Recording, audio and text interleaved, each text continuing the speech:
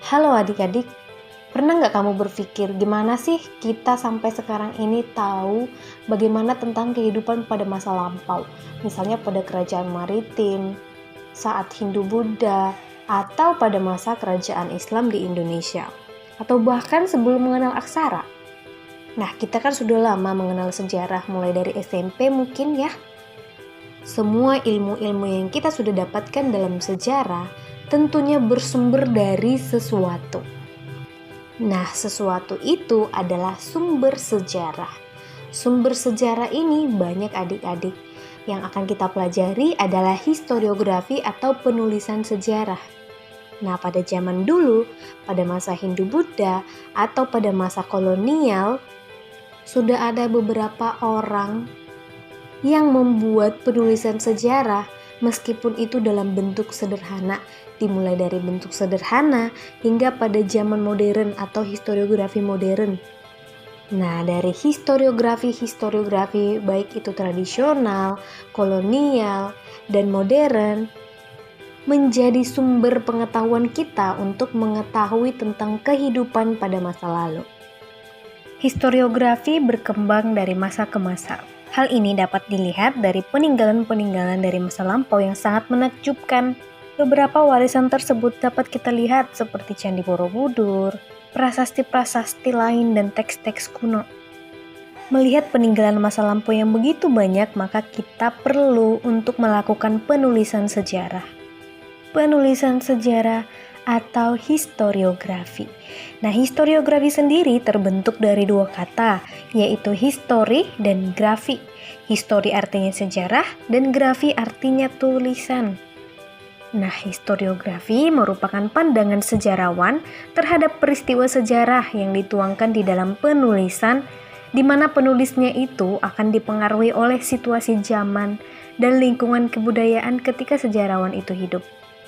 Penulisan adalah puncak dari sejarah, sebab apa yang telah dituliskan itu merupakan peristiwa sejarah.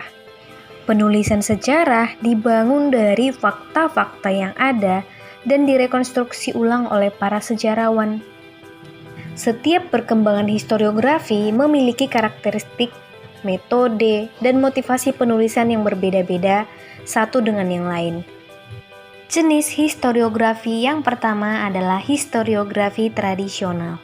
Historiografi tradisional sendiri dibedakan menjadi dua zaman, yakni pada zaman Hindu-Buddha dan zaman berkembangnya Islam di Indonesia. Penulisan sejarah pada masa aksara telah berkembang sejak berdirinya kerajaan-kerajaan Hindu-Buddha di Indonesia. Tapi pada masa itu, penulisan sejarah masih sangat terbatas, karena sebagian kecil masyarakat Indonesia belum mengenal aksara.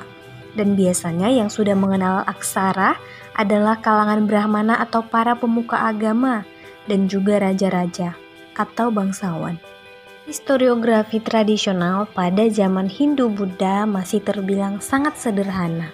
Nah, ada beberapa karakteristik penulisan sejarah pada masa Hindu-Buddha. Yang pertama misalnya ditulis pada batu-batu atau dikenal dengan prasasti.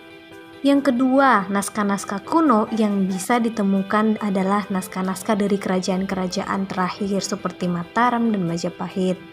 Nah, historiografi tradisional Hindu-Buddha cenderung mengisahkan perjalanan raja-raja sehingga disebut istana sentris. Lalu, perkembangan penulisan sejarah pada masa Hindu-Buddha menghasilkan beberapa kitab keagamaan dan sejarah pemerintahan kerajaan Indonesia. Contoh-contoh prasasti sebagai bentuk penulisan sejarah dari kerajaan-kerajaan di Indonesia pada masa Hindu-Buddha, misalnya prasasti Kutai di Kalimantan Timur, yang merupakan 7 buah yupa. Lalu prasasti dari kerajaan Tarumanegara di Jawa Barat, prasasti pada masa kerajaan Sriwijaya, dan prasasti dari kerajaan Mataram Lama, dan masih banyak prasasti-prasasti lain dari kerajaan-kerajaan yang lain di Indonesia. Bukan cuma prasasti, masih ada kitab-kitab kuno. Banyak kitab-kitab kuno yang merupakan peninggalan dari masa kerajaan Hindu-Buddha. Contohnya pada zaman Mataram kuno. Di zaman Kediri ada kitab namanya Arjuna Wiwaha. Lalu zaman Majapahit, seperti kitab Negara Kertagama, kitab Sutasoma, dan lain-lain. Lalu, perkembangan historiografi Indonesia pada masa Islam. Masuknya agama Islam membawa perkembangan baru terhadap historiografi Indonesia. Perubahan yang terjadi misalnya pada corak historiografi Indonesia pada masa Islam, yang sebelumnya pada masa Hindu-Buddha bersifat istana sentris, yakni mengungkapkan sekitar kehidupan keluarga istana atau keraton, tetapi setelah masuknya agama Islam, penulisan sejarah yang bersifat istana sentris akhirnya berkurang, karena pada agama Islam tidak mengenal dengan sistem kasta. Dan penulisan pada masa historiografi masuknya agama Islam tidak hanya mengisahkan perjalanan raja-raja lagi, tetapi sudah mengandung kisah-kisah para penyebar agama. Sebagai contohnya misalnya adalah silsilah para wali yang ada di Pulau Jawa. Hal ini mengingatkan bahwa penulisan sejarah pada masa Islam telah memasuki kelompok yang tidak hanya dari kalangan istana. Namun harus diakui pada masa ini penulisan sejarah masih menjadikan peran raja sebagai pokok utama dalam tema-tema penulisan. Nah, historiografi pada masa Islam dan masa Hindu-Buddha merupakan historiografi tradisional. Historiografi tradisional bisa dijadikan untuk sumber penulisan sejarah. Nah, sudah disebutkan beberapa ciri-ciri dari setiap masa historiografi tradisional. Setelah digabungkan, adapun ciri-ciri historiografi tradisional. Yang pertama adalah historiografi tradisional ditulis bersifat istana sentris. Yang kedua, historiografi tradisional ditulis bersifat legio-magis. Yang ketiga, historiografi tradisional ditulis bersifat regiosentrisme.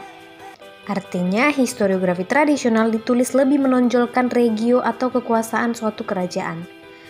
Lalu, historiografi tradisional ditulis bersifat etnosentrisme, yang artinya historiografi tradisional ditulis dengan penekanan pada penonjolan terhadap suku bangsa dan budaya yang ada dalam wilayah kerajaan. Lalu, historiografi tradisional ditulis bersifat psikopolitis sentrisme. Artinya, historiografi tradisional ditulis oleh para pujangga sangat kental dengan muatan-muatan psikologis seorang raja, sehingga karya historiografi tradisional dijadikan sebagai alat politik oleh sang raja dalam rangka mempertahankan kekuasaannya. Oke, sampai di sini dulu. Semoga sehat selalu.